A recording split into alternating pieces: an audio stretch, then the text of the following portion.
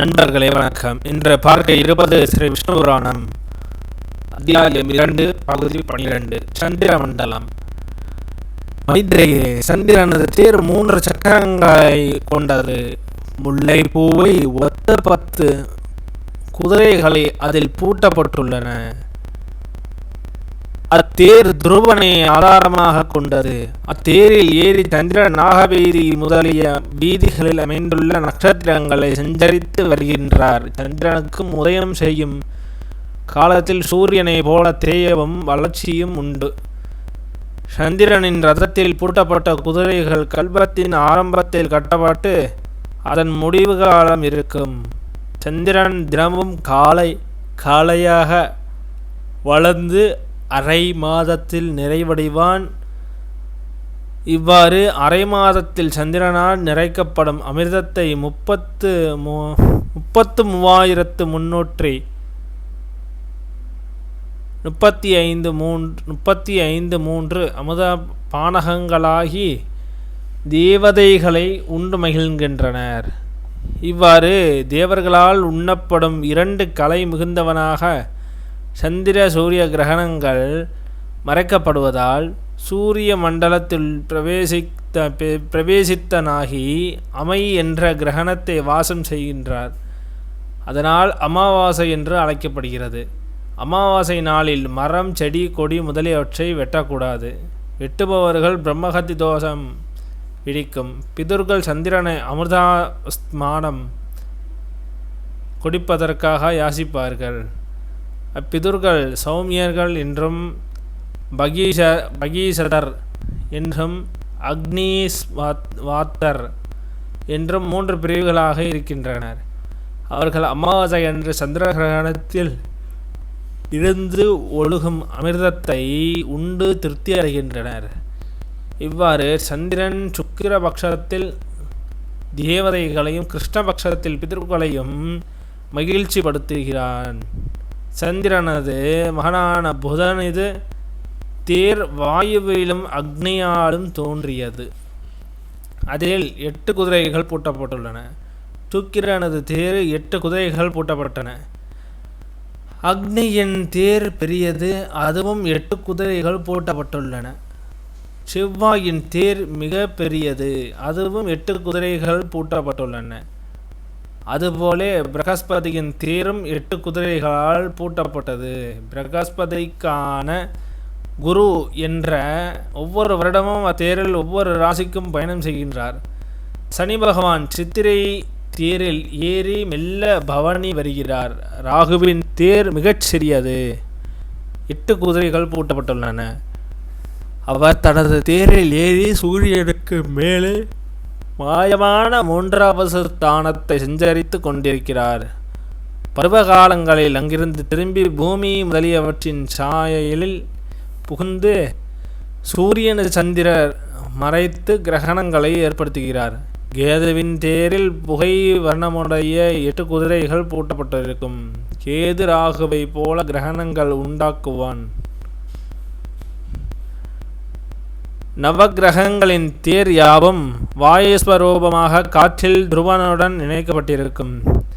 செக்கிலிருந்து மாடுகள் தாமும் சுற்றும் செக்கும் சுற்றுவது போல கிரகணங்களும் சுத்தும் தாமும் சுற்றி துருவனையும் சுற்றி வருகின்றன.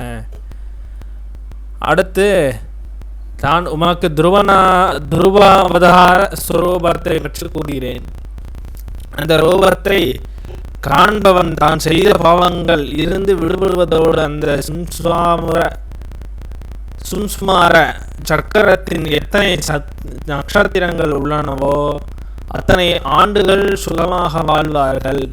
மகாவிஷ்ணுவின் சரீரமான நீரில் இருந்து தாமரை பூவை போலே பூமி பருவத சமுத்திரங்களுடன் உண்டானது. அதனாலே பூமியும் நாராயணரின் சரீரமாகும். அத்துடன் பூமியில் உள்ளவை அனைத்தும் மகாவிஷ்ணுவின் சரீரங்களாக இருக்கின்றன.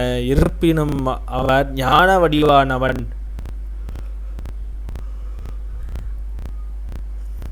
ஞானஸ்வரூபியாகவே எவ்வேளையிலும் மகாவிஷ்ணு இருப்பார். அவர் உலக உயிர்களின் சரீரமாக இருப்பதால் அவரை தேவமனுடையவர் என்று எண்ணலாகாது. ஞானத்திற்கு ஏனாவது கருமம் எப்போது அழியுமோ அப்போது ஞானமயமான தனது சுரூபத்தை சுத்தமானதாக தோன்றும். சகலதொரும் கர்ம மூலமான நினைப்பதும் காரணத்தில் வெவ்வேறாக தோன்றியன்றி இயல்பாக அவ்விரு பொருள்களில் பேதங்கள் இருக்க மாட்டாது. ஞானமயமான பொருளே நிலையானது. ஆகையால் அஸ்தி என்று உட்பொருளே கூறப்படும். ஞானமில்லாத இடத்தில் நாஸ்தி இல்லை என்று கூறப்படும். மைத்ரேயரே, முதலில் பூமியானது மண் உருண்டையாகி பின் குடமாகி அதனுடைய கபாலமாகி அக்கபாலம் துண்டு துண்டுகளாக சூரணமாகி அதன் பின் அணுவாக மாறுகிறது. இவை ஞானமில்லாதவர்களுக்கு வெவ்வேறான பொருள்களாக தெரியும். இவற்றில் எதை வஸ்து என்று சொல்லலாம்? ஞானகரமான ஆத்மா என்று வஸ்துவை தவிர வேறு எந்த வஸ்துவும் இல்லை. அந்த ஞானகாரமே அவ்வாறுகளது கர்மபேத்தில் மாறப்பட்டுள்ள மனமுடைய மனிதர்களுக்கு வேதாதி சரீர பிரவேசத்தை அந்த சுரூபம் தெரிவிக்கிறது. ஆன்மாவானது இயல்பாக கர்மமல்லாதது, மலமில்லாதது, அதனால் தோஷமில்லாதது, தேய்வு வளர்ச்சி என்பனவும் இல்லாமையால் ஒரே சுரூபமாக இருக்கின்றது. இந்த கலைய ஞானஸ்வரூபமான ஆத்மஸ்வரூபமே மகாநாராயணருடைய சரீரம். அந்த ஞானஸ்வரூபம் தான் நித்தியமானது, அழிவில்லாதது. அதனால் அதை சத்தியிருப்போர் என்றும் மற்றது மாறி மாறி அழிவதால் அச்சரீரத்தையும் என்றும் அறிவீராக சொல்லாது மட்டும் இருக்கிறது என சொல்லப்படும். நானாவித ஸ்வரூபமுடைய வஸ்துக்கள் யாவும் கர்மாத்ரீமாக இருக்கின்றன. அந்த கர்மஸ்வரூப யக்ஞம் என்றும் பசு என்றும் அக்னி என்றும் சோமம் என்றும் அறை என்றும் இவ்வாறு பல வகைகள் கர்ம மார்க்கத்தில் காணப்பட்டவைகளாகும்.